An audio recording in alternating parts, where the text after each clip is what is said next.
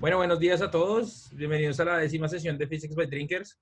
Hoy tenemos el placer de tener a Rafael Pineda. Rafael, físico de la Universidad Nacional y ahorita está haciendo doctorado en la Universidad Nacional también. Am, entonces, nada, Rafita, porfa. Bueno chicos, pues muchas gracias a todos, pues a los organizadores por darme este espacio para hablar pues un poco de ciertos temas, pues a los asistentes muchas gracias. Siempre como que este tipo de espacios pues, hay que resaltar lo importante que resultan ser y más pues en estos momentos en el cual no tenemos una interacción pues directa con la academia y con la universidad por todo lo que está sucediendo con la pandemia. Igual es muy interesante verlos, ¿no? Ya que están tan lejos, pues el día de hoy voy a hablar pues, de algo que es importante en muchos sistemas físicos, debido a que, pues, siempre queremos calcular ciertas cantidades que, pues, vienen siendo relevantes para estos sistemas. Yo me voy a enfocar un poco desde el punto de vista de los sólidos, ¿cierto? Em, vamos a, vamos a hablar de algunas cosas importantes, pero pues antes quiero hablar de algunos de los textos, quizás no en los que está inspirado, pero en lo cual podemos encontrar información referente a estos temas. Unos de los libros pues, de los que son muy interesantes pues, son de la serie de Frontier in Physics, ¿cierto? Em, que es el ¿no? Donde pues hablan de Quantum Statistical Mechanics. Es un libro bien interesante que pues viene siendo una serie. También pues está el libro de Eduardo Fracking de teoría de campos en sistemas de materia condensada, pero pues principalmente esta charla está inspirada en un libro que es mucho más intuitivo, un libro que habla de una manera de pronto un poco más entendible sobre estos temas, que es el de Matuk, ¿cierto?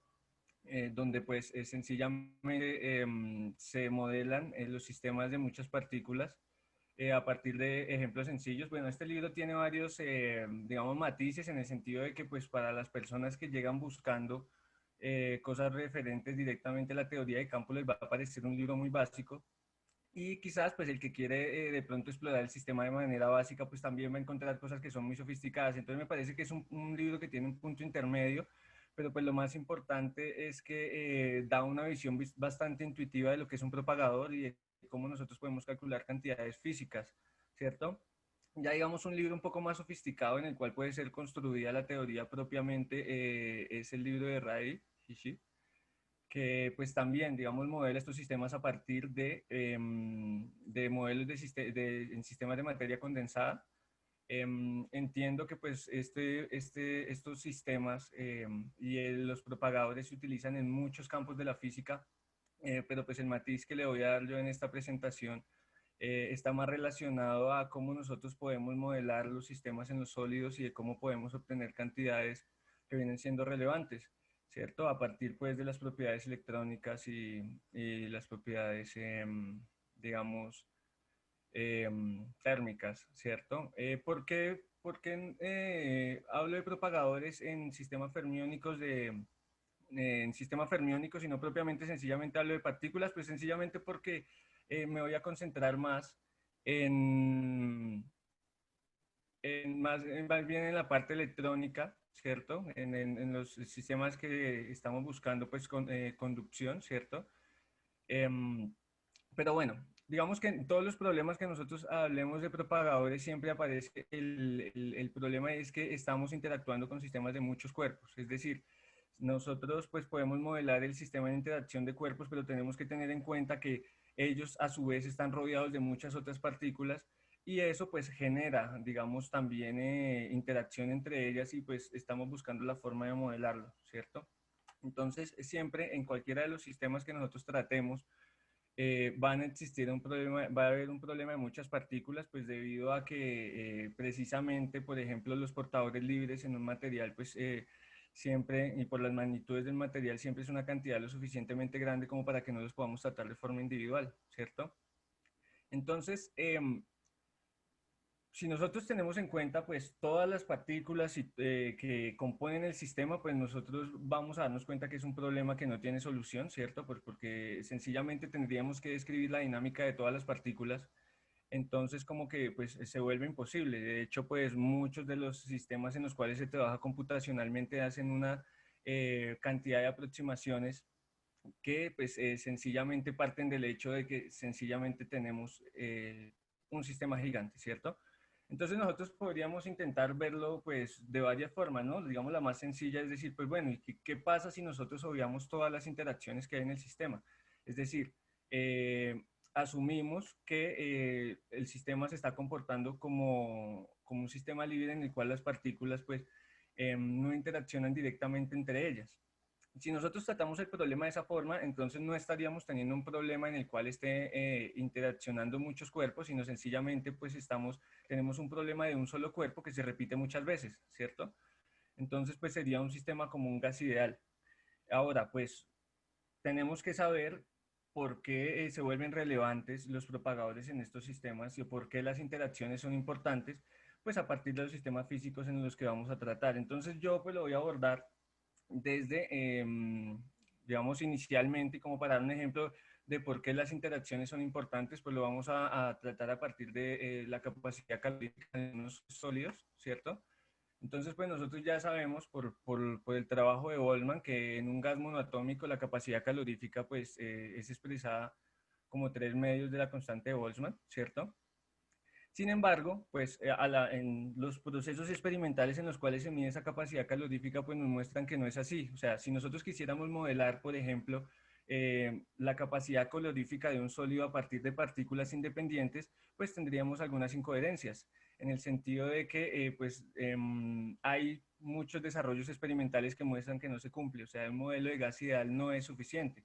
Por ejemplo, pues ya de un siglo atrás, pues sabemos que esto es de Boltzmann, que es de finales del siglo XIX, pero ya desde principios del siglo XIX se sabía que la capacidad calorífica en varios sólidos es proporcional a 3 veces la constante de Boltzmann, ¿cierto? No 3 medios. Entonces, como que el modelo de gas ideal no es suficiente. Esto se conoce como la ley de Dulong-Petit, ¿cierto? Es una ley experimental que nos dice que precisamente la capacidad calorífica se comporta, bueno, se comporta como 3 veces la constante de Boltzmann, o si lo vemos digamos, el calor específico, entonces tendríamos que verlo pues, digamos, la cantidad molar sobre R, y entonces, pues, vemos que muchos materiales cumplen esa característica, ¿cierto? Entonces, no es suficiente, ¿cierto? No nos sirve una aproximación en la cual las partículas o lo que esté interactuando dentro del material y que contribuya a la capacidad calorífica sean independientes. Entonces, pues ese problema lo abordó, pues desparchado. Einstein lo abordó a principios del siglo XX, en 1907, y pues él modeló el sistema de la siguiente forma. O sea, él sencillamente, pues bueno, esto ya era un trabajo que había hecho Boltzmann anteriormente, precisamente buscando ajustar la capacidad calorífica a ese valor, ¿cierto? Que precisamente corresponde a los valores experimentales. Él lo diseñó como un oscilador armónico. O sea, las partículas que estaban interactuando dentro del sistema estaban diseñadas a partir de un oscilador armónico cuantizado, ¿cierto? Y donde todas pues, las partículas que estaban interaccionando tenían una única frecuencia, que es la frecuencia de Einstein, ¿cierto? Es pues, un parámetro impuesto por él, generalmente parámetro que hace referencia al tipo de material que se esté tratando. Y pues con base a esa energía, pues uno puede definir una función de partición del sistema, ¿cierto? Esa función de partición en un sistema unidimensional, pues puede ser definida de esta forma, y a partir de esa función de partición, pues puede calcularse una energía promedio, y esa energía promedio se puede calcular la capacidad calorífica desde el punto de vista de la mecánica estadística. Entonces, eh, pues con base a eso, Einstein encontró una energía promedio, pues que tiene que ver directamente con un factor de ocupación, ¿cierto? Que pues posteriormente se definió como digamos, definió la estadística de Bose-Einstein, ¿cierto? Y pues en sistemas tridimensionales, sencillamente pues es extender esta cuenta a 3 dimensiones, pues se obtiene una capacidad calorífica que corresponde, ¿cierto? Para altas temperaturas a la ley de Dulong-Petit. Sin embargo, para bajas temperaturas mostraba incoherencias con respecto a lo experimental. Digamos que pues muchas de estas cosas surgieron a partir del licuado del helio, ¿cierto? Que hizo Ones, que pues sirvió mucho para la superconductividad. Eso permitió que se pudieran medir ciertas cantidades físicas en temperaturas muchísimo más bajas y se encontró que las curvas que reproduce Einstein para bajas temperaturas no son adecuadas, ¿cierto? Es decir, Einstein tomó estos sistemas como osciladores cuánticos, osciladores armónicos desacoplados y pues digamos aquí estamos viendo una gráfica, ¿cierto? En la cual se puede ver la curva a partir de la temperatura. A altas temperaturas, pues funciona la ley de Dulong-Petit, pero a bajas, pues bueno, también se sabe que la ley de Dulong-Petit a bajas temperaturas falla, ¿no? Y se debe al hecho de que a bajas temperaturas, pues bueno, para la época medir las capacidades caloríficas a bajas temperaturas, pues era difícil, entonces solo se tenían temperaturas altas. Luego, mediciones posteriores mostraron que había una variación, ¿cierto? Pero, sin embargo, pues las curvas que reproducían Einstein no tenían que ver directamente con las mediciones experimentales que surgieron a partir de, pues, el licuado del helio que hizo que pudiéramos medir temperaturas más bajas.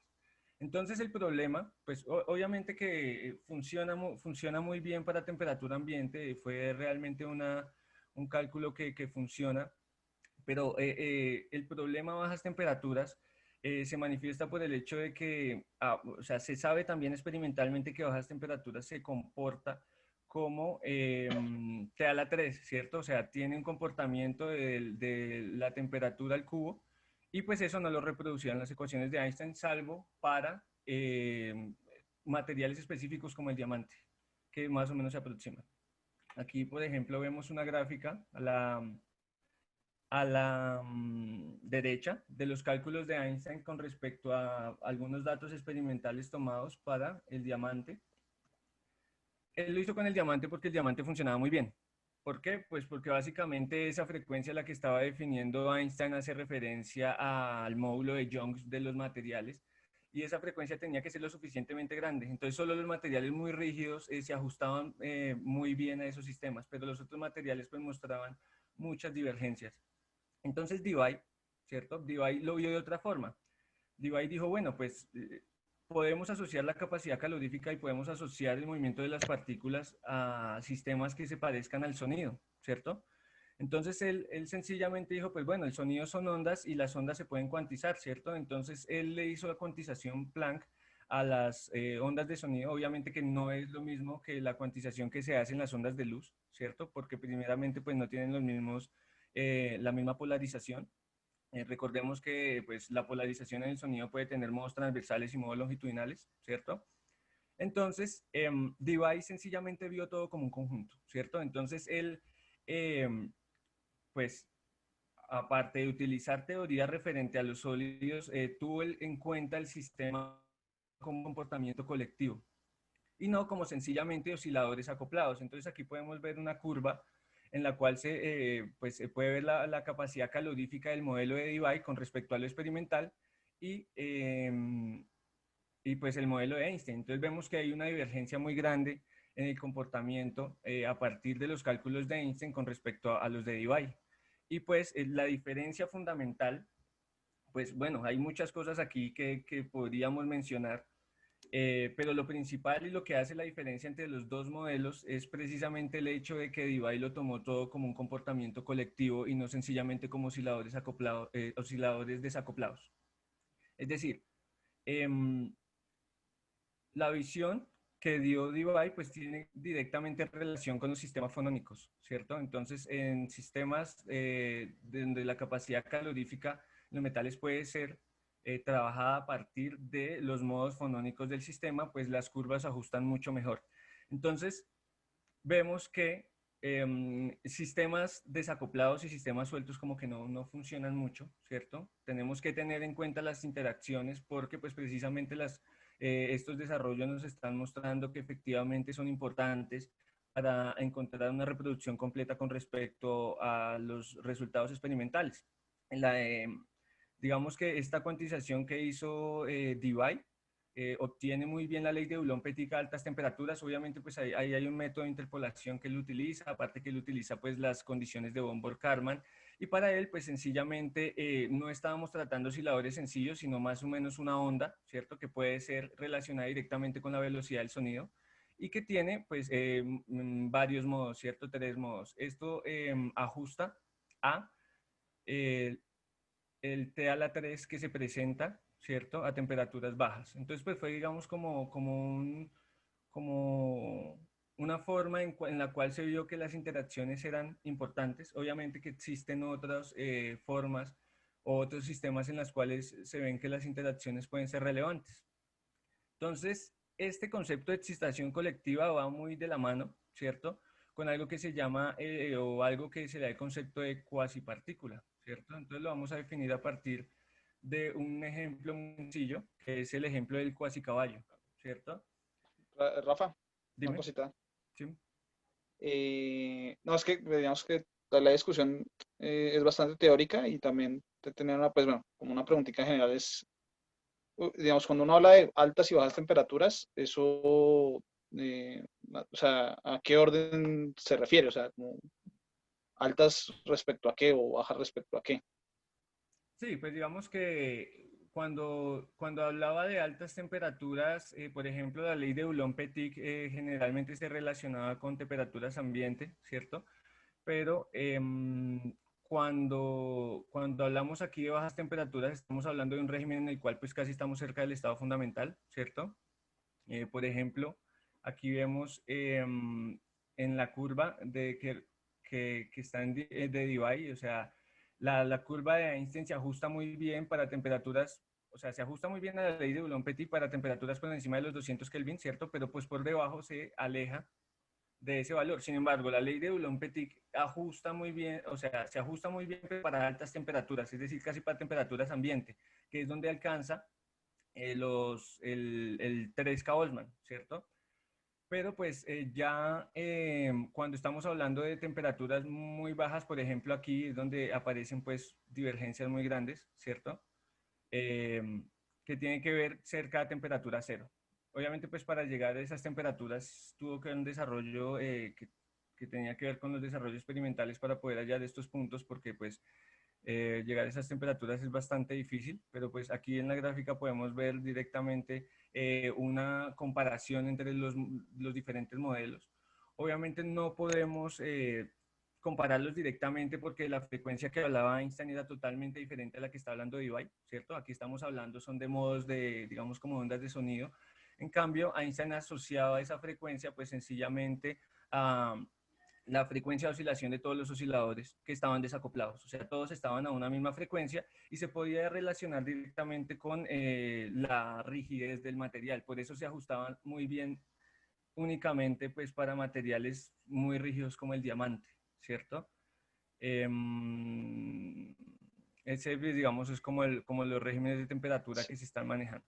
sí, sí, pues digamos que la pregunta también iba pues justamente, pues digamos que hay la discusión es muy teórica sobre los modelos y la comparación como entre modelos, pero pues igual lo que importa realmente es qué tanto realmente está describiendo o no un material y bueno, ahí está como el ejemplo del diamante, pero yo tenía como la pregunta era experimentalmente, ¿qué tan fácil era hacer esos experimentos? O sea, con diferentes materiales o se puede hacer fácil o qué información se tenía respecto a eso, pues para comparar con la teoría, o la teoría sí solo teoría y después se fue sacando los experimentos, no sé. Pues es que todo no surgió al mismo tiempo. Por ejemplo, los desarrollos de Debye son de 1912, ¿cierto? Los de Einstein son de 1907, pero antes, o sea, para esa época todavía no se había logrado licuar el helio, ¿cierto? Al no poder hacerlo, pues Ujú. no se podían hacer, digamos, como llevar a tan bajas temperaturas los materiales para poder hacer esas mediciones, entonces habían muy pocos datos. Por eso, digamos, para la época en que Einstein publicó sus cálculos, pues fueron muy acertados, pero luego de que vinieron mediciones experimentales mucho más, digamos, la temperatura mucho más baja, sí se vio una divergencia bastante grande en las cuentas de él. O sea, digamos como que todo siempre, por ejemplo, el surgimiento de la superconductividad eh, tenía que ver directamente con esas nociones experimentales de cómo nosotros podemos llegar a un régimen de bajas temperaturas. y pues tuvo que ver directamente, Sí, pues, principalmente con eso. Ve, y sí, otra eso es lo pregunta así curiosa. ¿sí? eh, bueno, no sé, o sea, yo me imagino el experimento de la medida de la capacidad calorífica, eh, como lo hicimos tal vez en el pregrado, pero digamos que bajas temperaturas, son las temperaturas tan bajas, o sea, ¿es la misma vaina o digamos el experimento, el setup del experimento cambia o no sé si sepa? Pues bueno, digamos que eso fue algo que no revisé o no he revisado, pero en principio am, puede que las mediciones cambien, ¿no? Porque pues a los regímenes de baja temperatura las condiciones, o sea, digamos que de lo que se dio cuenta Einstein en principio era que habían cosas cuánticas que eran importantes, ¿cierto? O sea, que bajo el modelo del gas ideal no era muy relevante porque pues me daba una capacidad calorífica que era la mitad. Sin embargo, pues ya cuando haciendo, digamos, la aproximación de Einstein, pues ya metidas ahí cosas cuánticas, entonces no sé si esas cosas, pues podríamos discutirlo, no sé si esas cosas podrían afectar a nivel experimental las mediciones. No estoy muy enterado precisamente de cómo llegaron a esos resultados. Igual lo importante es que ahorita, digamos en el estado del arte de los montajes experimentales y las cuestiones que tenemos ahorita, esas medidas se pueden hacer con muchísima precisión. Entonces ahorita sí es más claro porque tenemos toda la electrónica para poder hacerlo. Eso al final del día tiene que hacerse con electrónica, ¿no? Como mirar, eh, medir corrientes o cosas de ese estilo, que puede depender de estas cantidades. Eso no se mide de forma directa. Pero ahorita se puede hacer de una forma muy, muy precisa y pues eso, como dice Rafa, eso pues empezó de una manera diferente, ¿no? Entonces ahorita me parece que es importante mirar esa comparación, como se estaba haciendo en ese entonces, ¿no? Cuando se fue desarrollando, aunque ahorita ya podemos hacer muchas mediciones mejores, ¿no? Sí, aparte que pues los métodos también han evolucionado, ¿no? En cuanto a la forma de medir, es muy probable que ahora sea de una forma sistematizada, pues digamos que para la época en que se midieron las capacidades caloríficas para diferentes materiales, que pues data de principios del siglo XIX, pues como que los métodos eran un poco más arcaicos, supongo. Digo supongo porque pues fue es algo que no tengo muy claro. Pues supongo que ahorita experimentalmente pues hay mucha más certeza y digamos hay una facilidad en la medición, pero pues ya todo parte de la misma evolución de los procesos experimentales. Digamos que en cuanto a lo que quería mencionar, pues las curvas, digamos que lo que muestran con respecto al experimental es precisamente el hecho de que, pues aparte de que hay cosas cuánticas ahí importantes, también el concepto colectivo en el cual pues todos trabajan al unísono es importante, ¿no? Porque pues Einstein lo trató de manera independiente, pero pues experimentalmente no se comporta igual. Digamos que es la forma en que las interacciones pueden ser importantes. ¿Ok? Sí, yo Entonces, mencionaba eso para que sigamos el soportico y seguimos. Mencionaba eso es porque como que ujú, también todo este desarrollo teórico iba también como paralelo a un desarrollo tecnológico y ahí comenzaban a salir muchas cosas. Es que todo este cuento de la materia condensada tiene mucho como un trabajo experimental por un lado, uno teórico y como una comunicación entre lado y lado y pues también como poco a poco se fueron desarrollando las técnicas de enfriamiento y demás, pues se pudieron hacer muchas más cosas. Entonces como que no sé, en esa época como que se comenzó a centrar mucho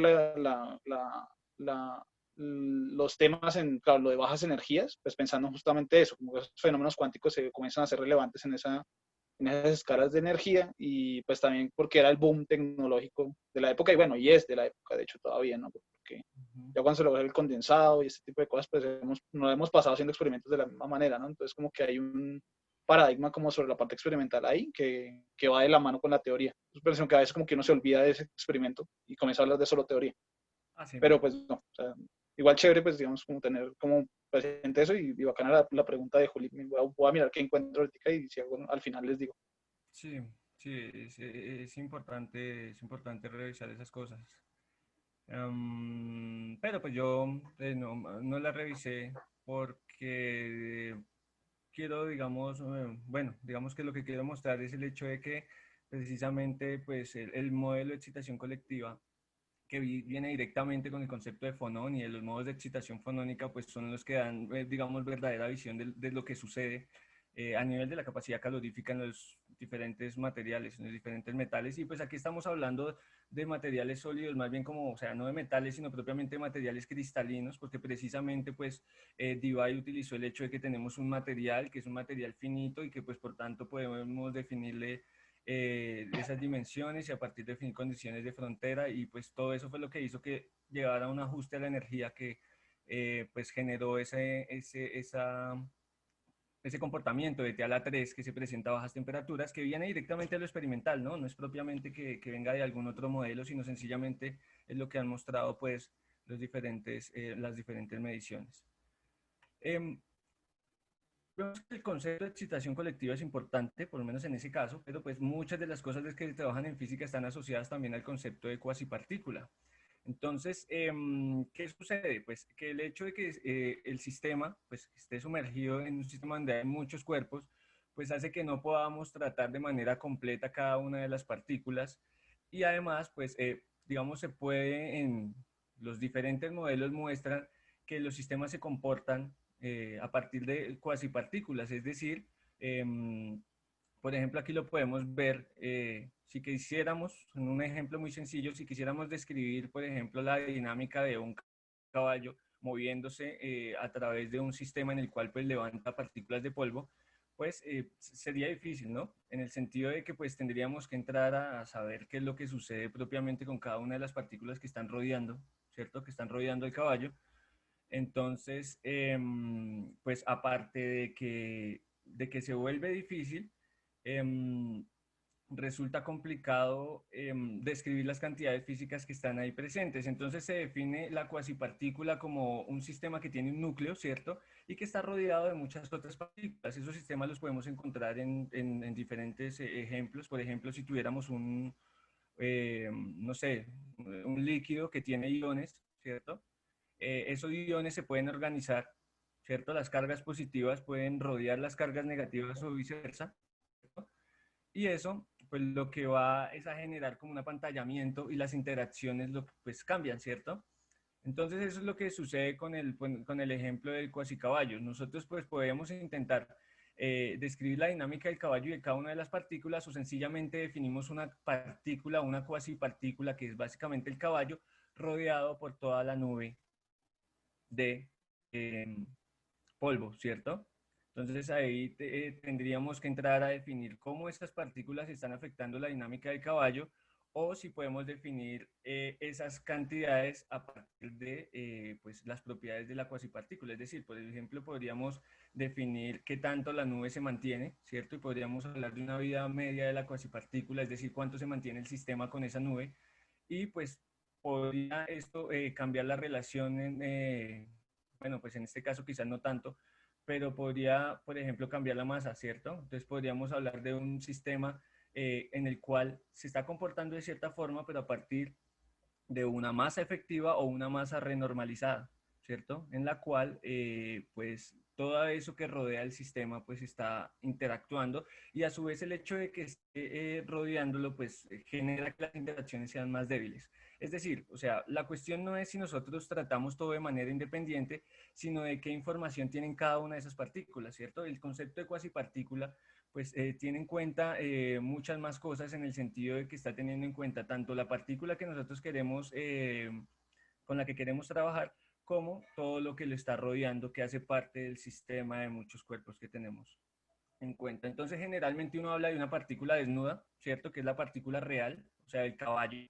Estamos hablando de la ropa, ¿cierto? La ropa que está apantallando, ¿cierto? A esa partícula. Y pues la partícula vestida es lo que nosotros le llamamos cuasipartícula, ¿cierto? Y pues a partir de eso podemos definir diferentes cantidades. Por ejemplo, nosotros podríamos intentar, obviamente que aquí pues resulta muy prematuro hablarlo, pero podríamos calcular una energía con respecto a una masa efectiva, ¿cierto? Y eso se presenta mucho, por ejemplo, en los metales. En los metales nosotros podemos definir digamos, la energía de la partícula a partir de una masa efectiva que viene dada por el hecho de que está pasando a través del material. Entonces, es decir, se puede comportar como una partícula libre, pero pero ya no con su masa real, sino con una masa que es efectiva o una masa renormalizada. ¿Ok?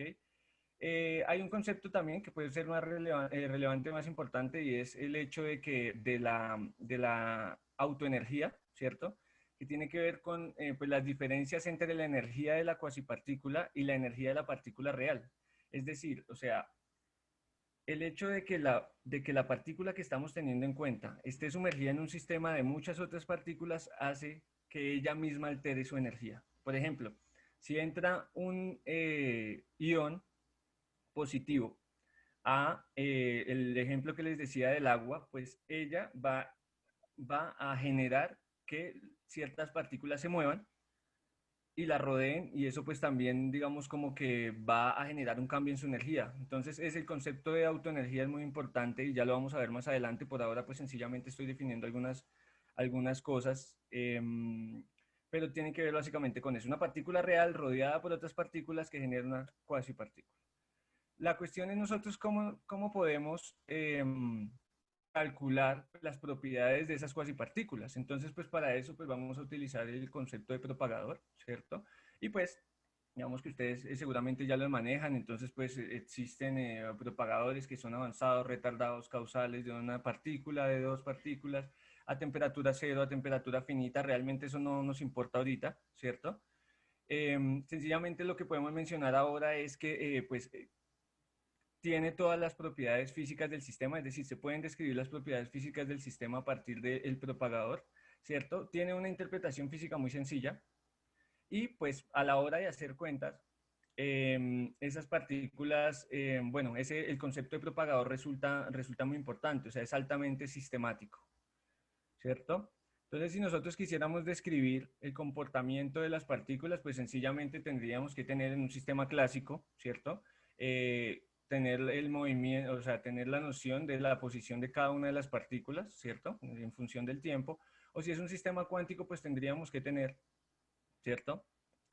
Una función de onda que me represente la posición y el tiempo de cada una de esas partículas, ¿cierto? Una función de onda. Sin embargo, pues como lo mencioné al principio, pues resulta muy difícil porque la cantidad de partículas que estamos hablando es muy grande, entonces tendríamos que hablar más bien de lo que sucede en promedio, ¿cierto? Podríamos definir el propagador como sencillamente la probabilidad de que una partícula sea observada en una posición y en un tiempo si nosotros la pusimos, o sea, por ejemplo, en un punto R2 y T2, si nosotros la pusimos en una posición R1, T1, o si fue observada, ¿cierto? En el punto R1, T1. Es decir, cuando hablamos de propagador, sencillamente lo que estamos mirando es qué sucede en el intermedio entre las dos posiciones y si, pues podemos tener en cuenta cada una de las interacciones. Entonces, para ello, y para, digamos, dar una visión un poco más, digamos, conceptual de lo que es un propagador, pues como digo, existen muchas formas de propagadores y pues nos dan diferentes cantidades físicas. Por ahora, pues lo que queremos es definirlo, entonces pues vamos a hacerlo a partir de un ejemplo, ¿cierto? Y pues este es el ejemplo del borracho, ¿cierto?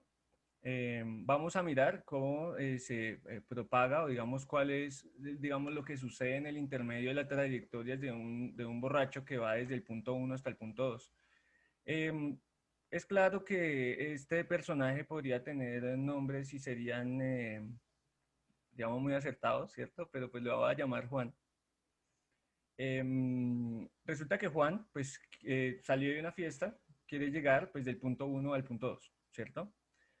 Y pues lo que puede suceder, pues pueden suceder diferentes cosas. Por ejemplo, él puede ir directamente desde el punto 1 hasta el punto 2, es decir, puede ir directamente desde el bar donde estaba hasta su casa, ¿cierto? Que sencillamente estamos diciendo que pues se movió libremente, no hubo nada que cambiara su movimiento, que perturbara su movimiento. Entonces, puede suceder eso, pero también puede que él en su trayectoria haya querido entrar a un bar, por ejemplo al bar B, ¿cierto? Y luego ir al bar A, o sencillamente pasó del punto 1, donde estaba, A y entró al bar A y luego se fue al punto 2. Entonces, en ese caso, pues tendríamos que hablar de la probabilidad, primero, de que él se propague libremente hasta A, o sea, que se mueva libremente hasta el bar de Alice. ¿Por qué? Pues porque es probable que antes de llegar ahí, pues haya otro tipo de interacción, ¿cierto? Y pues la probabilidad de que entre al bar, ¿cierto? O sea, la probabilidad de que él entre al bar y la probabilidad de que él vaya del bar A hasta el punto 2.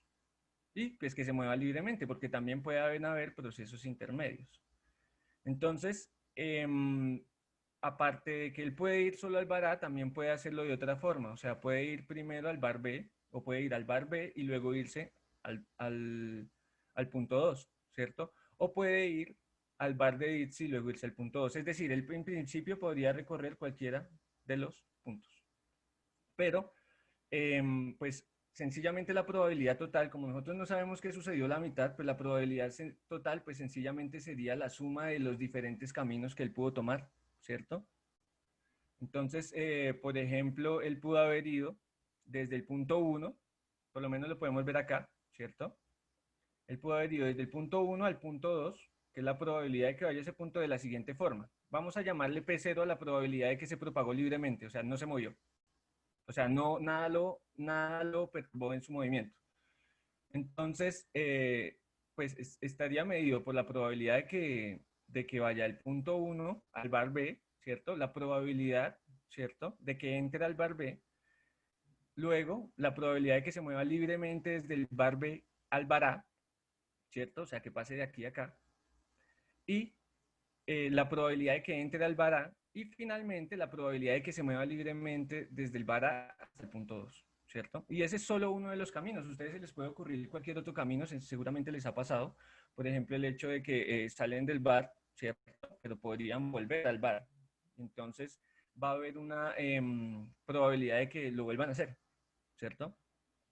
Entonces, de esa forma nosotros podemos definir el propagador, o lo podemos definir como la suma de todas las diferentes formas en que se puede mover, que puede pasar del punto 1 al punto 2, ¿cierto? Este es un ejemplo, pues obviamente, digamos, intuitivo, pero nos ayuda de pronto a visualizar cómo será la construcción del propagador. Entonces, obviamente que aquí hay algo que es importante generalmente. Por ejemplo, aquí estamos obviando el hecho de que haya una correlación entre cada uno de los bares, ¿cierto? Es decir, puede que el hecho de que entre al bar B predetermine que entre al bar A. Eso podría suceder. Esto pues es sencillamente un ejemplo. Generalmente uno se libra de ese problema definiéndolo más como si fuera el propagador, definiéndolo a partir como si fuera una bola de pinball, ¿cierto? En el cual nosotros no tenemos, digamos, información del sistema. Es decir, como el tipo está borracho, pues después de salir del bar A, pues sencillamente podría coger para cualquier lado, ¿cierto? Y pues eso nos libra del problema de que haya una correlación entre los diferentes lugares en los que él podría entrar, ¿cierto? Veamos el ejemplo de la bola de pinball. Pues generalmente cuando ella rebota, pues puede coger de forma aleatoria hacia cualquier otro lado y podría incluso volver a tocar ese mismo lugar y de forma aleatoria volver otra vez a tocarlo. Esto sucede pues por el hecho de que no, o sea, se está perdiendo la información de cómo llegó ahí y se pierde la información. Bueno, podemos saber hacia dónde salió, pero se pierde la información de dónde viene, ¿cierto?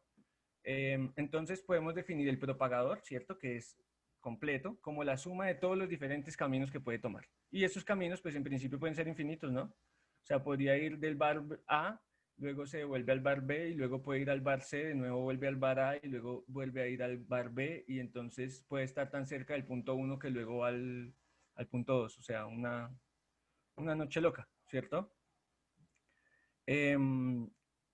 Y de esa forma, sumando cada una de las probabilidades, entonces nosotros podemos tener información completa de lo que sucedió desde el lugar 1 hasta el lugar 2. ¿Ok? Sí, Rafa, una pregunta. ¿Sí? Bueno, o más comentario, no sé. Porque el ejemplo está chévere. Y pues bueno, o sea, la cuestión es que uno es una, o sea, digamos, utilizar o calcular un propagador es como las técnicas que uno utiliza tanto clásico como cuántico. O sea, acá, digamos, realmente no importa si, digamos, el bar es cuántico o el bar es clásico. O sea, se está hablando en general de un proceso de dispersión de alguna partícula o de alguna cosa, ¿no? Y es como que uno utiliza la técnica en general. Y lo raro es de que uno utiliza esa cantidad, que en principio es como simplemente la probabilidad de ir de un lado al otro, y saca información de lo de adentro. Entonces, no sé, o sea, es como extraño que eso pueda pasar porque uno tiene una suma de todas las cosas, ¿no? O sea, como de un montón de cosas ahí y que realmente uno de ese misterio que hay ahí como que pareciera caja negra, uno sí pueda sacar información, ¿no? Ujú. Sí, además porque pues se supone que, o sea, si hay una cantidad infinita de formas en las cuales puede ir de un lado a otro, pues sencillamente estoy complicando más el problema, ¿no? Porque pues tendría una suma infinita de probabilidades que bien puede ser grandes o pequeñas y puede que en principio pues eso no converja, ¿cierto? Finalmente lo que está sucediendo acá es propiamente el hecho de que los diferentes bares están perturbando la trayectoria del borracho, ¿cierto? Es decir, Juan ya no, o sea, puede que se mueva libremente, ¿cierto? O puede que sucedan muchas otras cosas en la mitad. Ahora, ¿qué está sucediendo realmente? Pues no lo sabemos y ahí es donde pues, de pronto tenemos que hacer algunas otras asunciones de las que no he hablado, porque pues sí, verdaderamente igual si el sistema es cuántico, el sistema es clásico, hay varias diferencias de las que voy a hablar ahorita. Pero pues sí, en principio es como si estuviéramos hablando de cosas que no sabemos, porque pues realmente si todas estas son diferentes probabilidades, pues en principio yo no sabría cuál es más importante. Pero pues bueno, digamos que si hacemos un ejemplo sencillo, podríamos hablar de un electrón propagándose en un metal que tiene impurezas, ¿cierto? En un metal puro,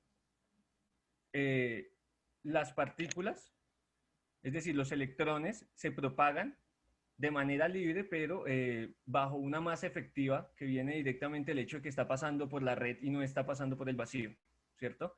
Sin embargo, y eso da una vida media infinita, o sea, de hecho, si el material es completamente puro, pues esa masa efectiva del sistema se va a mantener y la vida media de esa cuasipartícula pues va a ser en principio infinito.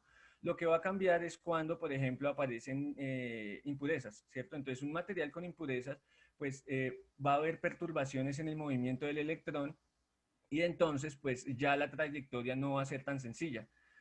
A la hora de pronto nosotros definir esas diferentes cosas, pues tendríamos es que mirar efectivamente cómo hay una distribución, por ejemplo, de impurezas en el sistema y ese tipo de cosas, pero pues se basa básicamente en el tipo de sistema en que estemos trabajando, porque pues esto no es propio de la propagación de electrones en metales, sino en principio pues de cualquier tipo de propagación que se dé. Sin embargo, pues tenemos es que ver que los diferentes bares perturban el movimiento del borracho, así como de pronto en mi ejemplo, la impureza va a perturbar el movimiento del electrón mediante un campo de Coulomb y lo que va a hacer es que la vida media de esa cuasipartícula que en el material puro se mantiene constante, pues va a ser mucho más pequeña y lo que va a generar pues los problemas de conducción. ¿Qué sucede? Que tenemos el problema, ¿cierto? Tenemos muchas cosas que no sabemos qué está sucediendo, ¿cierto? Y pues igual pues, tenemos que ver es cómo podemos calcular el propagador sabiendo que no tenemos información completa de todos los posibles movimientos. Nosotros pues lo he estado hablando que es una teoría de perturbaciones, o sea, finalmente lo que estamos es perturbando el movimiento de la partícula o el borracho de lo que estemos hablando, ¿cierto? Estamos perturbando el movimiento, pero pues nosotros necesitamos un valor del propagador, es decir, necesitamos una cuenta que nos ayude, ¿cierto? ¿Qué sucede? Que el propagador es muy importante para sistemas donde la interacción es fuerte. ¿Por qué, ¿por qué es importante cuando la interacción es fuerte? Pues porque básicamente esto es una teoría de perturbaciones, o sea, realmente lo que estamos es perturbando el sistema con algún potencial, ¿cierto? Que bien puede ser un potencial de Coulomb en mi ejemplo. Cuando la interacción es fuerte, generalmente la teoría de perturbaciones no nos sirve, ¿cierto? Porque pues siempre como que sacamos un término de perturbación que sencillamente hace una corrección al sistema.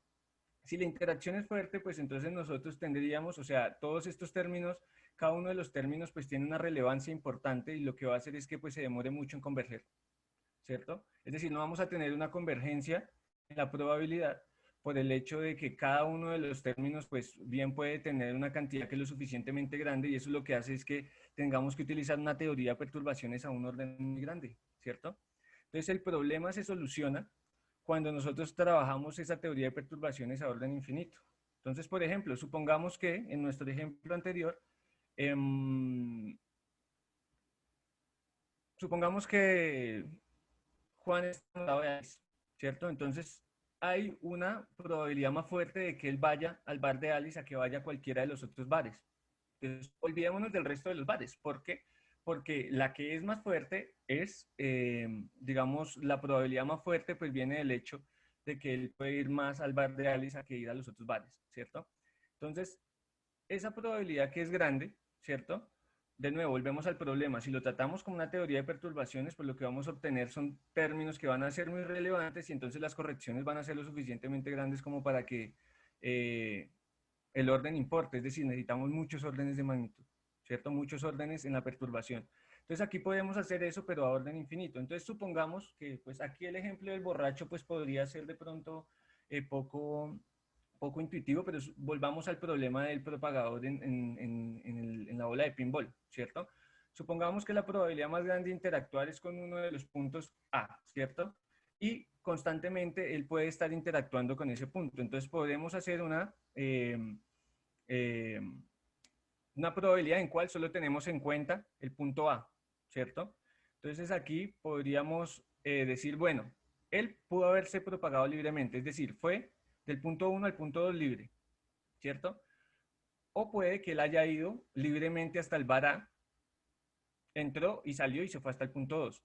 O puede que él haya ido del punto 1 al punto A, entró y luego volvió a interactuar con ese punto y se fue al punto 2. O puede que lo haya hecho 3 veces, o puede que lo haya hecho 4, o puede que lo haya hecho 5, 10 o 20 o 50 veces, ¿cierto? Entonces lo que va a hacer es que este orden pues va a ser un poco más grande. Entonces, ¿qué sucede?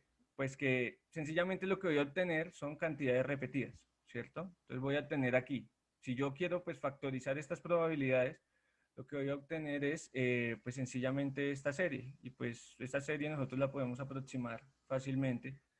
Obviamente teniendo en cuenta que estas probabilidades sean pequeñas, es decir, que cada término que vaya creciendo, o sea, que cada término que se vaya generando, pues sea un valor, un número más pequeño que el anterior, ¿cierto? Pues precisamente en eso se basa también la teoría de perturbaciones.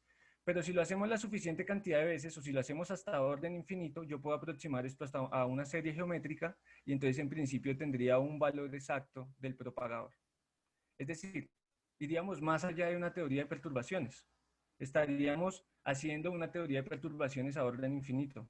Y esa perturbación a orden infinito lo que me permite es hallar un valor exacto del propagador, ¿cierto? A esto nosotros le llamamos una suma parcial. ¿Por qué parcial? Porque no estamos teniendo en cuenta todas las diferentes colisiones con los diferentes bares en este caso, porque pues no hemos hablado pues propiamente de partículas. Solo nos concentramos en los más fuertes. Y los más fuertes le podemos hacer una propagación a orden infinito, ¿cierto? Y podemos obtener un valor exacto a partir pues, de que esto se puede comportar como una serie geométrica. Lo que tenemos que garantizar es que cada uno de los términos, o sea, que aunque sea lo suficientemente fuerte, cada uno de los términos siguientes sea menor para que esta vaina converja. Entonces, digamos como que esa es la clave, ¿cierto? Para poder, digamos, seleccionar las contribuciones que van a ser más importantes en nuestro sistema, ¿cierto? Y esas contribuciones importantes, que son muy difíciles de evaluar a partir de la teoría de perturbaciones, porque como lo digo, o sea, cada término va a ser importante, entonces lo podemos calcular a partir de un propagador, que sencillamente me da la contribución completa a orden infinito de esa interacción que tuvo el borracho con ese vará, o de, en mi ejemplo, de ese electrón interactuando con ese tipo de material o con ese intersticio o con esa impureza. ¿Ok? Entonces es una teoría de perturbación a orden infinito. Entonces el ejemplo pues del borracho nos sirve mucho para ilustrar esto, pero pues tenemos que sumarle ingredientes a la cosa porque pues finalmente no, la intención no es describir la dinámica del borracho, sino propiamente de las partículas que están interactuando en el sistema. Rafa, una pregunta. ¿Sí? O sea, entonces, para hacer o sea, la perturbación de orden infinito, que se hace es como de forma recursiva ir calculando propagadores, ¿sí? Mm, de No es que no forma entendí bien entonces. Ok, pues de forma recursiva calculando propagadores, pues, o sea, digamos lo que estamos es, estamos obviando el hecho de que pueden existir otro tipo de perturbaciones. Sencillamente nos estamos quedando con las más fuertes, ¿cierto? Y lo que Ajá. estamos, digamos, haciendo es, por ejemplo, tal cual lo que estamos hablando es, bueno, ¿y qué pasa si vuelve a interactuar? Y si sigue interactuando con el mismo tipo, por ejemplo, de impureza, ¿cierto? O con el mismo bar. Entonces, al estarlo haciendo, pues es, digamos, lo que estamos diciendo es, él se propagó libremente desde el punto 1 hasta A, pero siguió interactuando. O sea, es decir, lo que estamos es haciendo la teoría de perturbación con ese mismo sistema, pero a un orden mucho mayor, ¿cierto? Y cuánto mayor, pues lo suficientemente grande como para Ah, que ok, converja la serie, ¿cierto? ok, entonces, ahí en el ejemplo del bar que a mí me está gustando mucho el ejemplo del borracho. Ah, la idea es que usted dice, listo, de los bares, yo miro en el cual es más probable que yo me meta, ¿sí? O sea, como en el Ujú. que la cerveza es más barata, por decir, Por ¿sí? ejemplo. Donde Juan va y se emborracha ahí fijo, fijo, fijo. Y sobre ese, y sobre ese o bares similares, que son interacciones similares, usted va a hacer la perturbación y las demás las va a despreciar porque realmente van a ser bajas esas probabilidades. Sí, sí, digamos que en principio lo que estoy diciendo es, por ejemplo, si el bar B, eh, la probabilidad de que él entre es baja, pues lo podríamos tratar con una teoría de perturbación. Obviamente que hablar de teoría de perturbación en este sentido, pues no, pues como que no, pues lo que podríamos es trabajar a un orden pequeño, ¿cierto? ¿Por qué? Porque pues finalmente el factor de corrección que va a aparecer va a ser pequeño. Sin embargo, si aquí tenemos una interacción fuerte, ¿cierto? Entonces ya no me sirve la teoría de perturbación, ¿cierto? Y lo que estoy haciendo es precisamente generar eso mismo, pero a un orden muchísimo mayor, de tal forma de que obtengamos una convergencia completa. O sea, es decir, estamos obteniendo la interacción completa de, en este caso, de Juan, en la interacción completa que hace con el bar de Alice, por la razón que Ve, sea. ve, y otra pregunta ahí. ¿Hasta qué punto no se pierde la esencia de Juan el borracho, quitando interacciones con los otros bares? Porque, por ejemplo, si yo dejo solamente la interacción con el man, sale el punto uno, va a Alice, se emborracha y ya se va para casa, pues, o sea, la serie converge, todo bien, pero la esencia de Juan el borracho es que interaccione con muchos bares, ¿no? Que también, o sea, que está, el man está muy borracho y que realmente es complejo la interacción en toda la noche. Entonces, o sea, ¿usted cómo sabe qué términos son los que realmente pesan al final de cuentas? ¿Qué términos son los que debo quitar y cómo los quita? Bueno, ahí también está la cuestión de qué queremos ver, ¿no? Ya lo vamos a ver más adelante. O sea, digamos que yo podría en principio hacer, despreciar los otros bares, ¿no? O sea, si yo quiero ver la interacción completa con el bar de Alice, pues sencillamente hago una apertura, o sea, hago un propagador que vaya a orden mucho mayor, ¿cierto? Pero no quiere decir que los otros no contribuyan. Entonces, generalmente lo que van a aparecer son diferentes modelos que muestran diferentes cosas. O sea, por ejemplo, solo por dar un ejemplo, uno cuando está definiendo la interacción entre electrones, se hacen asunciones, ¿cierto? Uno puede, por ejemplo, asumir que los iones o sea, los iones que componen el metal están quietos, ¿cierto? Que esa es la aproximación de von Oppenheimer, que lo que hace es que dice, bueno, los que se están moviendo son solo los electrones. Ahora uno puede decir, bueno, supongamos que la interacción entre los electrones es por colisiones, o pues supongamos que la interacción por los electrones son por alguna transmisión de fonones, ¿cierto? Entonces lo que estamos diciendo aquí es, ¿qué es lo que queremos evaluar, ¿cierto? Nosotros podríamos intentar evaluar todas las posibles contribuciones, pero llegamos a un problema y es que no sabemos qué sucede, por ejemplo, cómo evaluar estas probabilidades. Sin embargo, si sencillamente tenemos en cuenta una en la cual nosotros podamos tener la contribución completa, pues estamos obteniendo una información completa de esa interacción. Las demás, pues entonces sencillamente tendríamos que evaluarlas individualmente. Pero lo importante es que hagamos a un orden lo suficientemente grande para que esas interacciones fuertes converjan, ¿cierto? Porque, por ejemplo, si yo encuentro que el sistema tiene una interacción que es débil, pues yo la podría tratar con teoría de perturbaciones común y corriente, porque solo me va a dar una corrección pequeña. Pero para sistemas donde la interacción es fuerte, pues ya el problema se vuelve complicado porque si yo hago una perturbación a orden 1, me cambia el valor de forma importante y si hago una perturbación a orden 2, pues eso también me va a generar un cambio grande, ¿cierto? Entonces como que siempre va a haber un cambio. Entonces a la hora pues, de dar un valor, pues entonces no sabríamos a qué punto de exactitud llevar. Lo que hace el propagador es sencillamente decir, bueno, pues evaluémoslo a orden infinito. Si lo hacemos a orden infinito, entonces, pues obviamente asumiendo que estas contribuciones se hacen cada vez más pequeñas, o sea, es decir, que la probabilidad de que él salga y vuelva a entrar, y vuelva a entrar, y vuelva a entrar, pues es cada vez más pequeño, ¿cierto? Pues va a hacer que eso converja y pues lo que tenemos que garantizar es que estos términos sean cada vez más pequeños para garantizar la convergencia y obtener un operador que me esté dando toda la información de esa interacción. O sea, miren que aquí el término PA sencillamente puede hacer referencia a un potencial, ¿cierto? Un potencial de cualquier tipo. O sea, nosotros podemos perturbar un sistema de muchas formas, con gradientes térmicos, podemos insertar partículas, podemos sacar, y pues ya cada una de las, digamos, de los propagadores que vamos a usar dependen directamente del tipo de sistema que estemos tratando. Qué pena, Rafa, una pequeña duda. Lo que pasa es que, sí, es que yo soy muy lento para estas vainas. A mí todo lo que implique más de 3 sumas seguidas no lo entiendo. Esas P's, ¿qué son? Porque es que son probabilidades, son operadores, son funciones, ¿qué O sea, son? hasta ahorita, pues digamos que lo que hemos definido, pues son probabilidades, ¿cierto? O sea, aquí Esas son probabilidades, pero usted me acaba de decir que la PA va a ser un potencial. sí, exacto, No, pero una probabilidad no es un potencial, ¿cómo así? lo entiendo, No, sí, o sea, entiendo a lo que se refiere. Digamos que para la construcción que yo estoy haciendo, lo que el- estoy diciendo es, o sea, la probabilidad de que él se propague libremente, aquí el cero, pues es libremente, o sea, es decir, no chocó con ninguna partícula, ¿cierto? Eso, listo.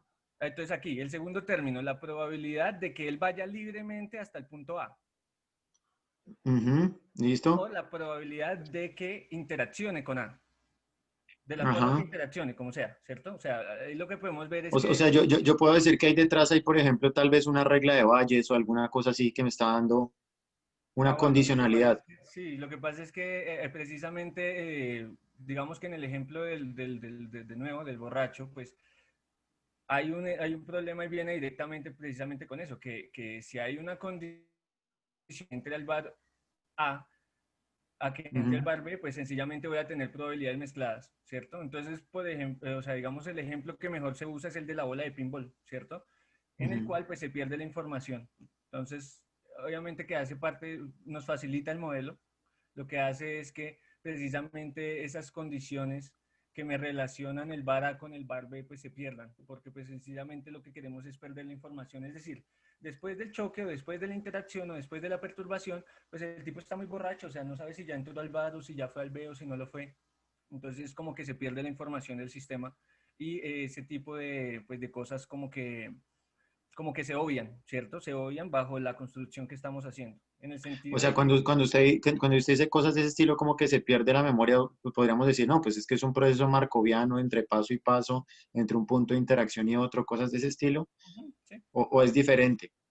pues es sencillamente asumir que los procesos se están dando de forma independiente, ¿cierto? O sea, que el hecho de que él vuelva a entrar al bar no dependa de que ya estuvo adentro o cosas Y, así, y, ¿cierto? y, y, y uno, ¿por qué asume eso?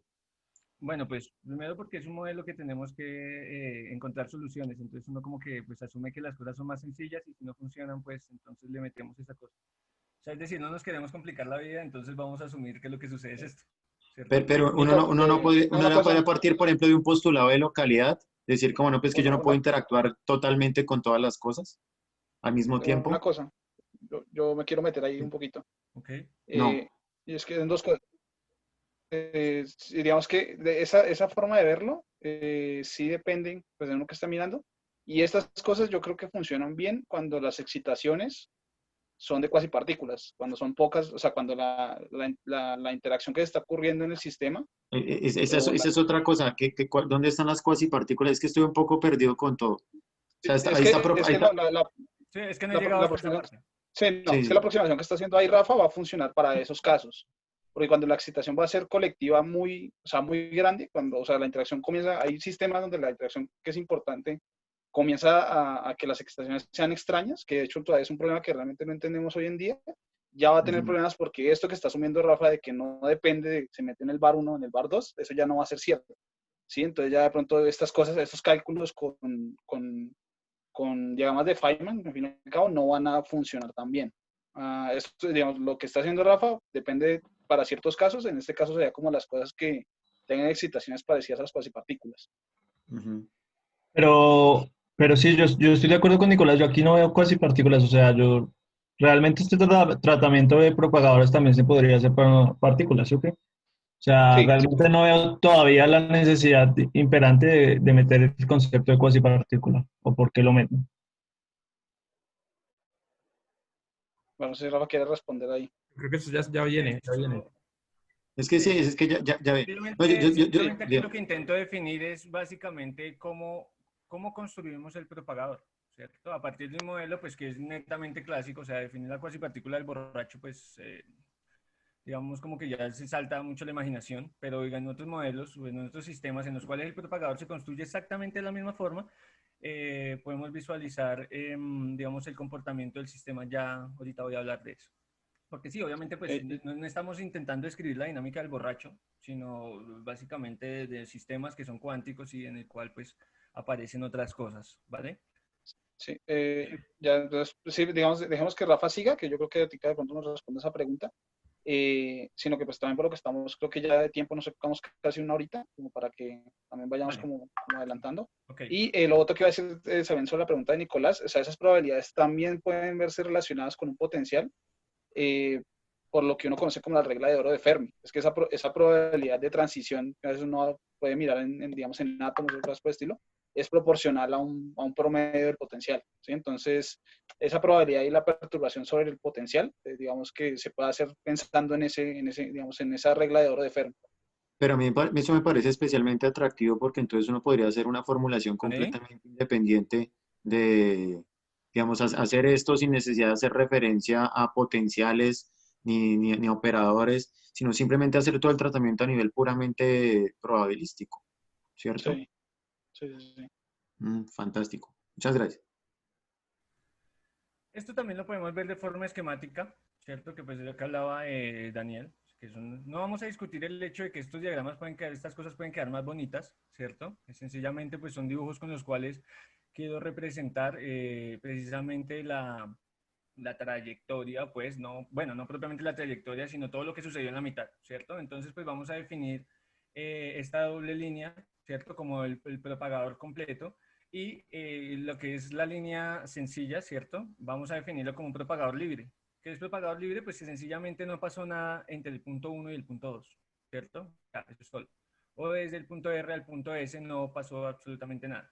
Ahora, vamos a definir pues las bolitas las vamos a definir como la probabilidad de que se detengan alguno de los bares, ¿cierto? Entonces todos los posibles caminos que de forma algebraica nosotros lo escribimos así, pues lo podemos ver de esta forma, ¿cierto? Entonces puede que vaya directamente del 1 al 2, puede que vaya libremente de 1 hasta A, interaccione con A y vaya al 2, puede que vaya directamente de 1 hasta B, interaccione con B y pase al 2, o puede que vaya del bar B al A y así, ¿cierto? Entonces, de esa forma, pues nosotros lo podemos construir el propagador, ¿cierto? A nivel, digamos, esquemático. Ahora, qué sucede cuando nosotros utilizamos precisamente el hecho de que vamos a hacer la interacción a orden infinito? Pues que pues, también debido pues o sea, como que podemos hacer álgebra, ¿cierto? Podemos de forma esquemática mostrar que estamos teniendo en cuenta el propagador, ¿cierto? Completo. Entonces, por ejemplo, aquí lo que podemos hacer es, o sea, supongamos que solo hay interacción con el A, ¿cierto? O sea, una perturbación, entonces de primer orden, segundo orden, tercer orden, hasta un orden infinito. ¿Cierto? Entonces, pues lo que nosotros podemos hacer aquí es, de alguna manera, pues factorizar tal cual lo estamos haciendo con las probabilidades, porque pues hay digamos, como que hay una correspondencia entre los dibujos, ¿cierto? Y las probabilidades o las P's que estamos poniendo ahí, y sencillamente pues escribir el propagador de esta forma. Aquí quería mostrar algo que es lo que se conoce como la ecuación de Dyson, ¿cierto? En la cual pues nosotros vemos que si el propagador sea de orden infinito, entonces técnicamente lo que yo vuelvo a obtener acá, cuando factorizo esta partecita del propagador, ¿cierto? Lo que obtengo es de nuevo el propagador, ¿cierto? Es decir, como que el propagador general va a ser una parte no perturbada con otra parte que depende directamente del mismo operador, ¿cierto? Eso pues fue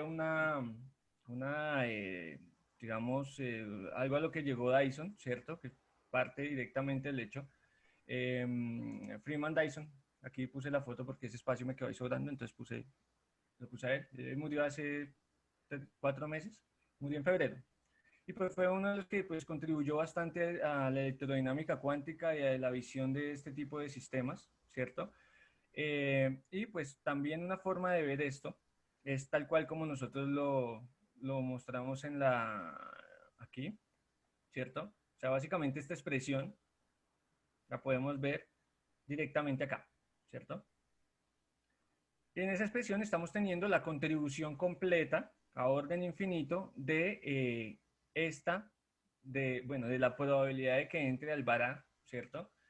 Luego ya cuando uno lo define, entonces cuando uno define propiamente el propagador en un sistema cuántico, pues esto hace referencia directamente al tipo de potencial que uno está teniendo en cuenta. Por ahora, pues sencillamente estoy hablando en términos de ese sentido. Entonces, pues habiendo hecho esto, ya podemos de pronto hablar un poquitico más de un sistema real, ¿cierto? Un sistema en el cual, pues del cual les he venido hablando. Entonces, supongamos que tenemos un sistema de varias partículas, de muchas, ¿cierto? Y se le aplica una fuerza pues que no depende del tiempo, ¿cierto? Entonces, la trayectoria, ¿cierto? Que tomaría la partícula, ¿cierto? Si no interacciona con ninguno, pues sería esta, ¿no? Que es básicamente, surge directamente de la segunda ley de Newton. O sea, básicamente la partícula va a seguir, aquí pues tenemos una versión esquemática de cómo sería. O sea, cuando no hay interacción, pues lo que nosotros vemos es una trayectoria completamente definida, ¿cierto? Que estaría dada esa trayectoria directamente por esta cantidad, ¿cierto? Cuando hay interacciones cambia la cosa, porque pues lo que pasa es que si hay interacción lo que va a aparecer son muchos choques, ¿cierto? O sea, esta partícula puede chocar con muchas otras, entonces pues propiamente hablar de la probabilidad, pues tendríamos que hablar más bien de una amplitud de probabilidad de que la partícula pues vaya del punto 1 al punto 2 partiendo de un T1 a un T2, ¿cierto? Entonces, de esta forma esquemática, pues nosotros podemos ver lo siguiente. Este gráfico sencillamente está en el origen de R1T1, es decir, donde entra la partícula, y en función de R2 y T2, ¿cierto? Entonces, lo que podemos ver es que cuando no hay propagación, ¿cierto? Perdón, cuando no hay interacción, entonces, pues la trayectoria clásica está descrita por esto, y cuando la hay, entonces sencillamente podríamos hablar es del promedio, ¿cierto? Entonces se puede hablar desde un promedio de ese sistema y digamos que ese promedio, en principio, me estaría dando noción de la cuasipartícula. Es decir, nosotros podríamos hablar de este promedio entre R2 menos R1 como el comportamiento de la cuasipartícula que ya no se mueve con una masa m, sino se mueve con una masa efectiva, ¿cierto? Esa masa efectiva pues viene directamente condicionada del hecho de que como está chocando con otros cuerpos, entonces ya la propagación no va a ser directa, sino sencillamente van a aparecer, digámoslo como retrasos, ¿cierto? En la propagación, directamente el hecho de que está chocando con diferentes. ¿Qué podemos decir? Pues digamos que a nivel de la partícula sin interacción, obviamente que cuando nosotros nos movemos en un tiempo, ¿cierto? O sea, si T1 es tan cercano a T2 y las distancias se conservan, ¿cierto? Pues sencillamente la partícula se está moviendo muchísimo más rápido, ¿cierto? Aquí pues podemos centrarnos digamos como en el centro de este sistema, ¿cierto? Que va a ser pues el promedio de R1 menos R2 y ver que la probabilidad pues debe descender, ¿cierto? Con respecto al tiempo, ¿cierto? ¿Por qué? Pues básicamente por el hecho de que, lo que repito, si los tiempos son muy cercanos, pues sencillamente, pues esto va a tender a infinito, ¿no? Entonces podemos definir como que el máximo de esa, digamos, densidad de probabilidad o de ese promedio, lo podríamos escribir en términos temporales a partir de una exponencial y a partir de ella podríamos calcular la vida media de la cuasipartícula, ¿cierto? Ya para calcular la masa efectiva, pues ya tendríamos que ver directamente lo que sucedió, ¿cierto? porque pues digamos en sistemas físicos la masa efectiva se calcula directamente con las propiedades de conducción, ¿cierto? Ya en un sistema material, ¿cierto? Podríamos ver Rafa, ¿sí? Bien. una pregunta, ¿esa masa efectiva es lo mismo que masa renormalizada o hay términos Básicamente, o sea, diferentes? digamos como que cuando hablamos de masa efectiva es que estamos teniendo en cuenta también la contribución del resto del sistema de muchos cuerpos, el hecho de que se esté propagando esa partícula. Entonces nosotros podemos imaginarnos, por ejemplo, el modelo de Helium, que sencillamente es una nube electrónica que tiene una base de cargas positivas, por decirlo de cierta manera. Lo que pasa es que, digamos, a nivel de partículas, uno habla más de huecos que de ausencia de partículas o de antipartículas. Pero de pronto, cuando entra el electrón al sistema, lo que hace es desplazar electrones dejando huecos, ¿cierto? Es decir, como que el electrón se ve rodeado de muchos huecos y ese electrón, pues propiamente ya está apantallado por la nube.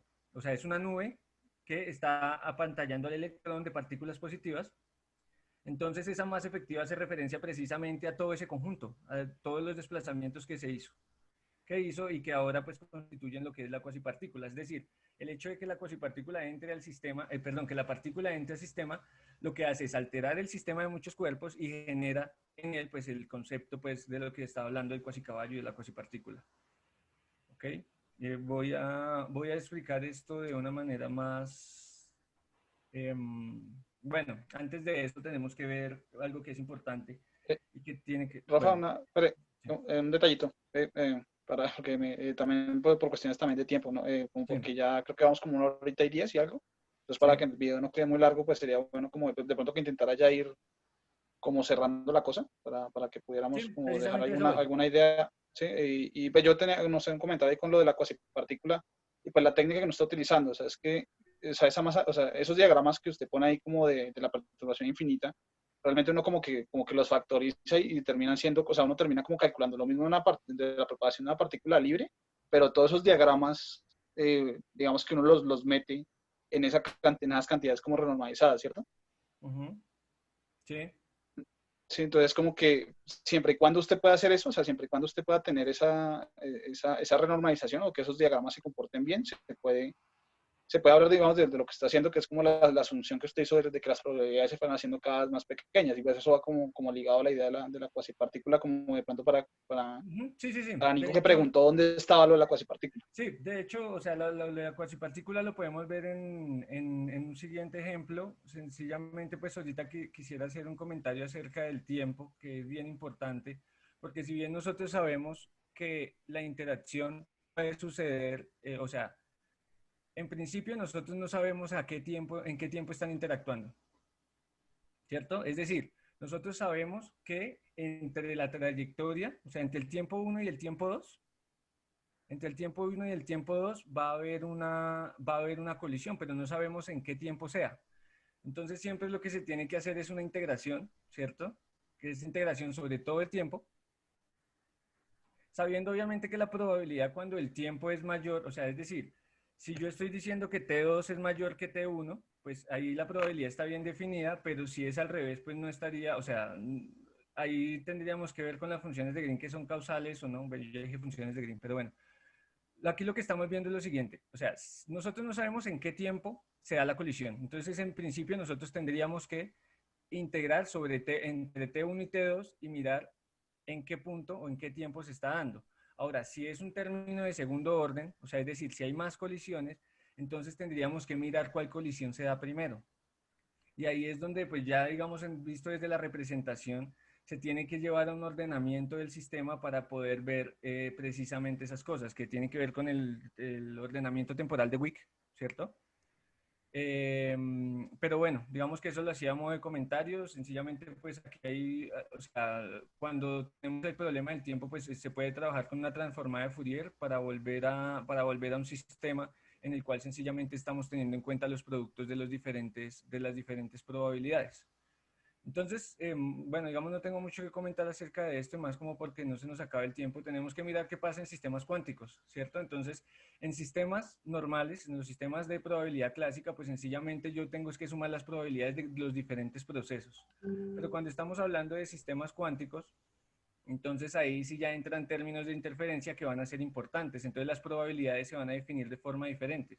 Entonces a nivel cuántico vamos a definir el propagador como, pues generalmente se conoce como una función de Green en el cual se diferencian los diferentes procesos, pero como tal la probabilidad pues viene siendo como la norma de ese sistema, ¿cierto? O sea, es decir, el conjugado de esa función por ella misma. Entonces va a aparecer, digamos, el término que hace la primera contribución, el término que hace la segunda contribución y los términos mezclados. Digamos que eso es importante porque, digamos, a nivel cuántico existen las interferencias porque pues finalmente ya no estamos hablando de una probabilidad directamente, sino estamos hablando de una amplitud de probabilidad.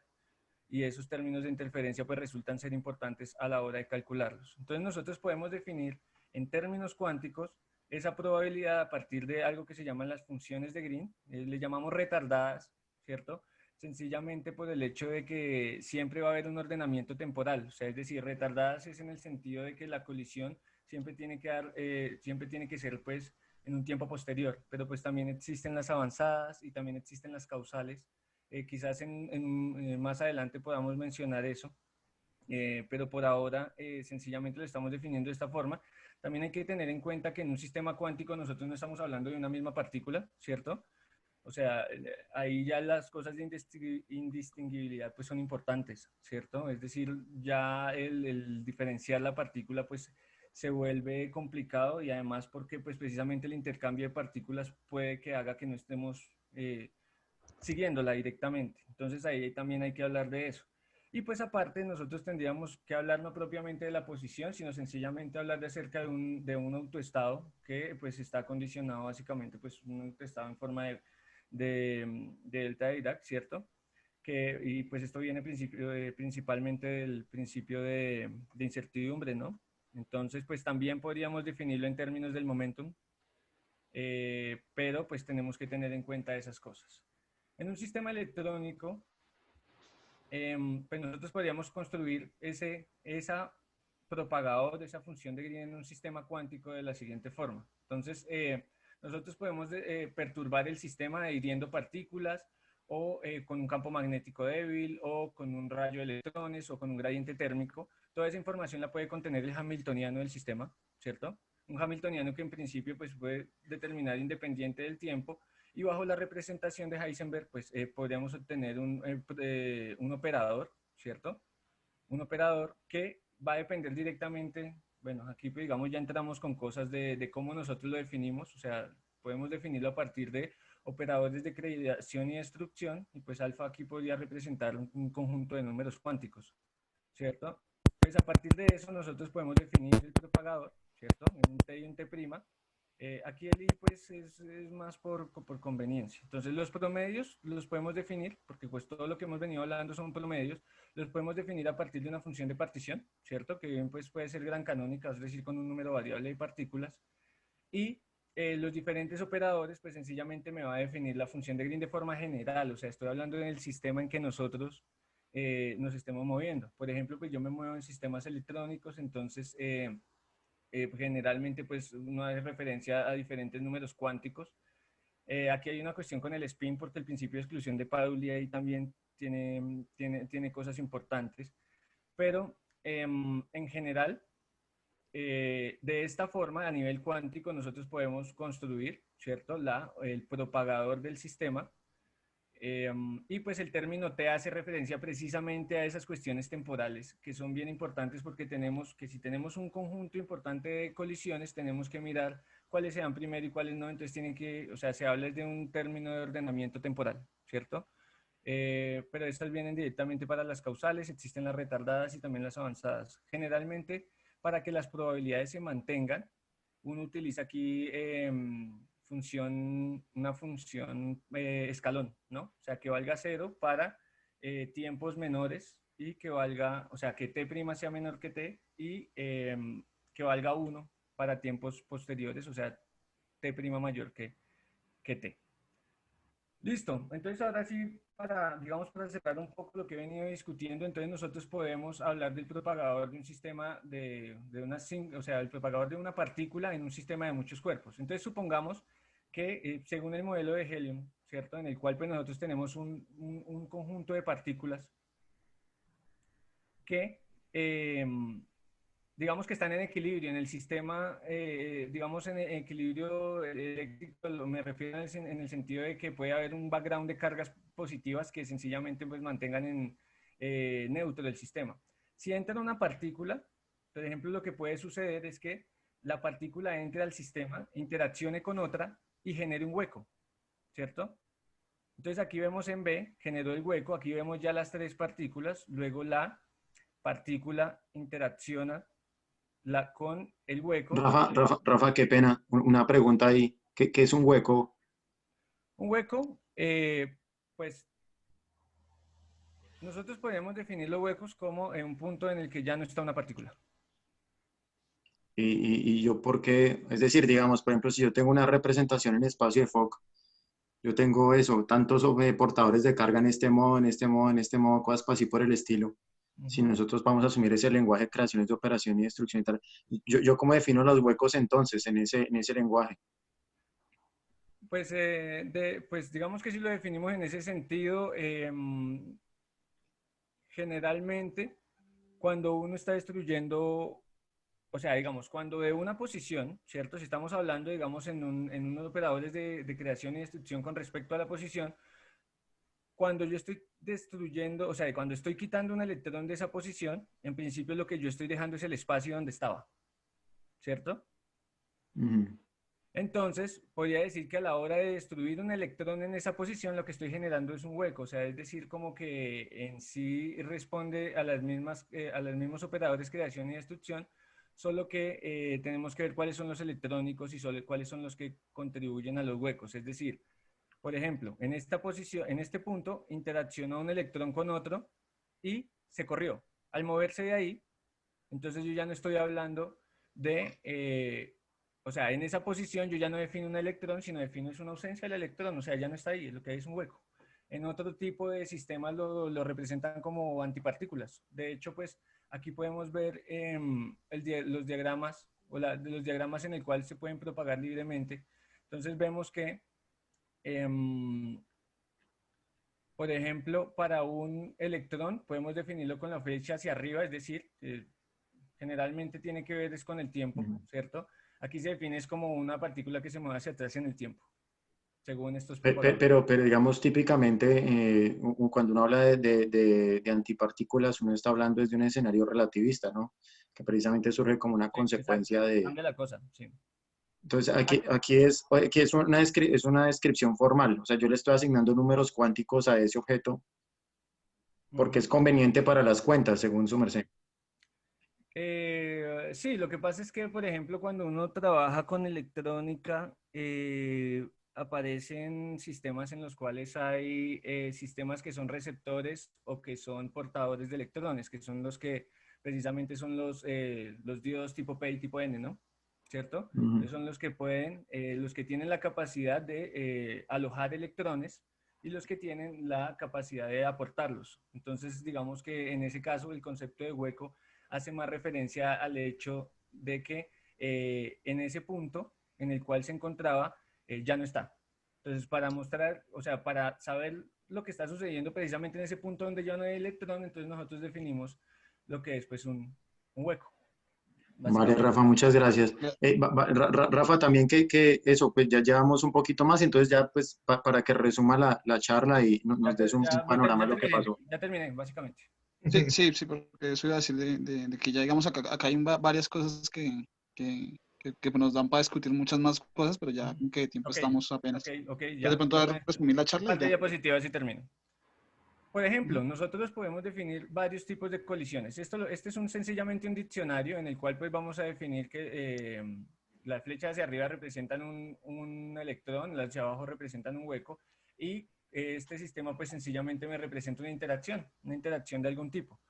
Entonces, ¿aquí qué estoy diciendo? Entonces, el electrón entra al sistema. Al mover a otro electrón genera un hueco, ¿cierto? Y luego ese hueco interacciona con el electrón que movió y entonces, pues digamos que esa interacción lo que va a hacer es que vuelva el electrón al punto, ¿cierto? y sencillamente tenga el electrón de nuevo saliendo del sistema. Entonces, ¿qué sucedió? Hubo dos interacciones. En una, el electrón creó un hueco, ¿cierto? Y luego otro electrón, que fue el desplazado, interactuó con ese hueco y volvió a ser la única partícula. Aquí vemos otro ejemplo. Por ejemplo, tenemos una partícula que interacciona con otra vía colisión, ¿cierto? Y desplaza esa partícula transfiriéndole el momentum, Esto se le conoce como el diagrama de la ostra, diagrama de ostra. Entonces, si nosotros queremos saber la contribución que tienen este tipo de interacciones, pues sencillamente calculamos el propagador a orden infinito, ¿cierto? Y lo que obtenemos es, pues según lo que habíamos hecho la propagación a orden infinito, lo que obtenemos es este diagrama que sencillamente es la aproximación de Hartree-Fock, ¿cierto? Me está diciendo que los electrones colisionan y se transfieren su momento de forma completamente elástica. Esa aproximación es muy importante en forma de computación, ¿cierto? Porque pues a la hora de calcular cosas, la aproximación de Hartree-Fock lo que me permite es obtener funciones que sencillamente ya me tienen en cuenta esas interacciones y podemos diseñar la interacción entre los cuerpos a partir de un sistema de dos cuerpos, ¿cierto? Es decir, en un sistema de muchos cuerpos nosotros podemos definir la interacción a partir de colisiones y esa colisión pues se llama la aproximación de Hartree-Fock.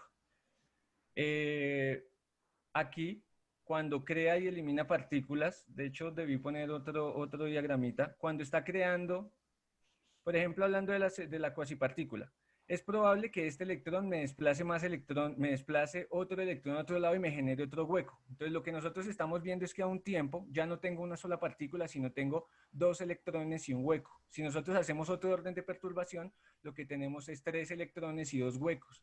Y esos huecos son precisamente los que están rodeando el electrón, o sea, es lo que estamos hablando de la cuasipartícula, ¿cierto? Que desplaza los electrones y lo que hace es estar rodeado de partículas positivas, que es lo que genera, pues, precisamente ese tipo de interacción. Cuando nosotros lo vemos a nivel de colisiones, como una bola de billar, aquí podemos ver la partícula 1 choca con la 2, ¿cierto?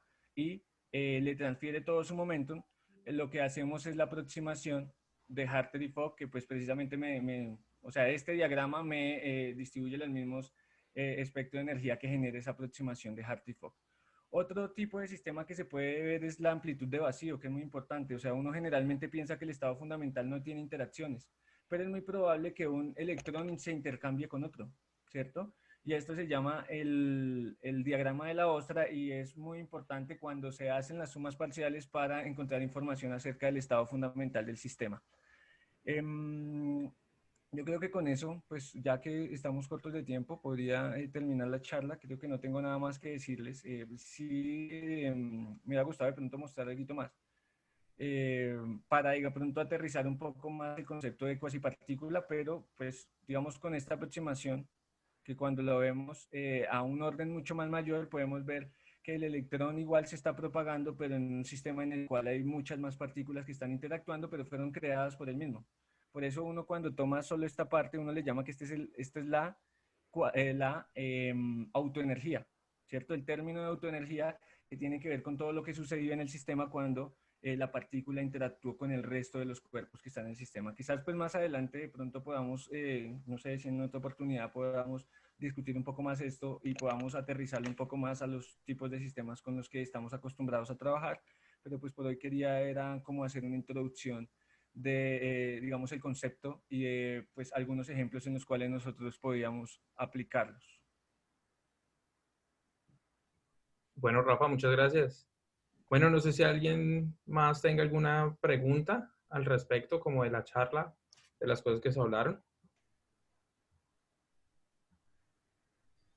¿No? Yo, como siempre, quiero escuchar la opinión de Dieguito. Dieguito siempre tiene algo que decir, de acuerdo ahí. Ustedes solo quieren que yo diga algo, No. algo idiota. No, esperen. No, A lo hecho pecho.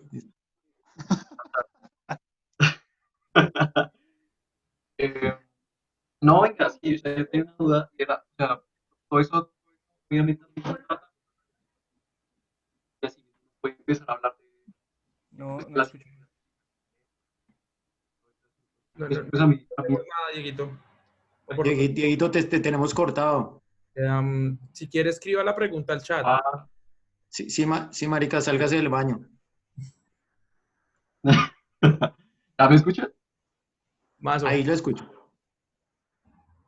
Eso, o sea, creo que ya. No, paila. Eh, Se fue, se fue. ¿No, Paila? Sí, Vale, voy a escribirla. eso. eso. Todo bien.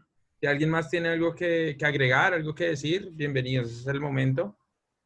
Yo estoy aquí pendiente por si alguien más tiene algo por decir. Y si no, esperamos. Listo.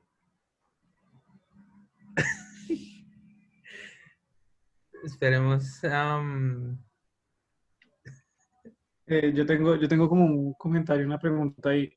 Claro, Para Nico. mí no es claro en qué momento uno puede meter en el modelo la temperatura. Y tampoco, o sea, cómo se traduce eso en los diagramas. Bueno, pues digamos que a nivel propiamente ya de la función de Green, cuando uno le está definiendo la temperatura, pues entra directamente a partir de la función de partición del sistema, ¿cierto? Hay varios tipos de propagadores en los cuales nosotros podemos trabajar. Pues existen los propagadores a temperatura cero, a temperatura finita. Esto ya se trabaja bajo el formalismo de Matsubara, ¿cierto? Entonces lo que uno trabaja es con tiempos imaginarios. Digamos que por la hora pues no tengo cómo argumentarlo, pero en principio generalmente pues uno mira es qué es lo que está buscando, ¿cierto? Entonces, por ejemplo, pues si uno quiere encontrar cantidades referentes al estado fundamental, pues se trabaja con temperatura cero, y a temperatura finita, pues ya se podrían explorar cosas referentes a estados excitados del sistema. Pues, digamos que la introducción de la temperatura en los casos de los que podamos tratar, pues tienen que ver o se pueden introducir directamente a partir de la función de partición. Bueno, la pregunta de Dieguito la leo. ¿Hay algún sistema interesante que admita una descripción de teoría de campos y cómo entran los conceptos de simetría? Uy, bueno. Pues digamos que en principio, o sea, esto lo podemos escribir con operadores de campo, ¿no?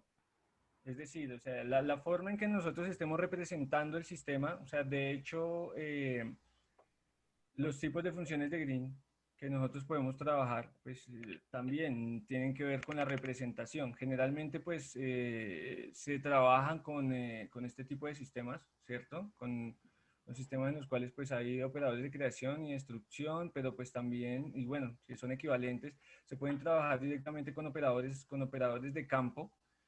Que si hay modelos interesantes, pues precisamente el modelo de Hartree-Fock es un modelo bastante utilizado, ¿cierto? La aproximación de Hartree-Fock, pues precisamente una teoría de campo, se llama teoría de campo autoconsistente, en el cual pues se tienen en cuenta, bueno, hay varias formas de trabajarlo. De hecho, pues uno puede llegar a esa aproximación a partir de teoría de campo medio y esas cosas.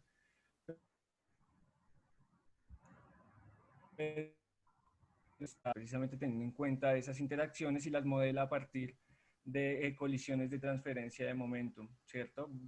De forma similar se definen en otros tipos de sistemas en los cuales pues uno podría decir que la interacción entre los electrones se da vía transmisión de fonones, o en sistemas pues de física de altas energías tengo entendido que también pues la modelación y la interacción entre los electrones se puede modelar bajo digamos, de transporte o de interacción con fotones, ¿cierto? Entonces, pues, digamos que de forma general estos son modelos importantes. Hay aproximaciones según el tipo de diagrama que uno quiera tratar. Por ejemplo, este modelo, que es el de la E, es muy importante para electrones de alta densidad, lo utilizan bastante, ¿cierto? Que es precisamente el que tiene en cuenta la interacción electrónica a partir de la creación de huecos, ¿cierto? O antipartículas en otros sistemas, porque pues en realidad esta visión puede ser mucho más general de lo que fue dada en la presentación. Sencillamente pues yo le di el matiz a partir de lo que trabajo, ¿cierto?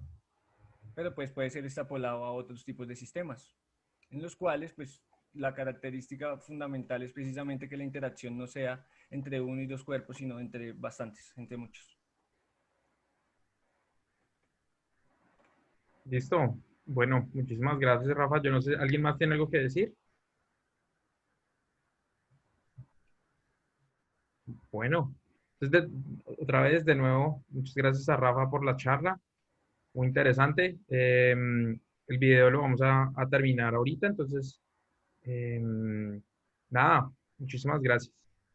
Ok, ¿Listo? muchas gracias a ustedes por la atención y por las preguntas y pues bueno, espero que me hubiera gustado de pronto ahondar un poco más en otros temas, pero me quería preocupar un poco más por la construcción del problema que propiamente por la aplicación, en los cuales pues puede ser muy extenso. Ustedes pueden encontrar muchos modelos en los cuales esto es equivalente, solo que pues no se habla de electrones, sino se habla, bueno, no se habla de fotones, sino se habla de fonones, o no se habla de huecos, sino se habla de antipartículas. Obviamente que los sistemas cambian, pero el formalismo como tal pues puede ser extrapolado a muchos campos. Muchas gracias a ustedes por la atención y que estén muy bien. Listo.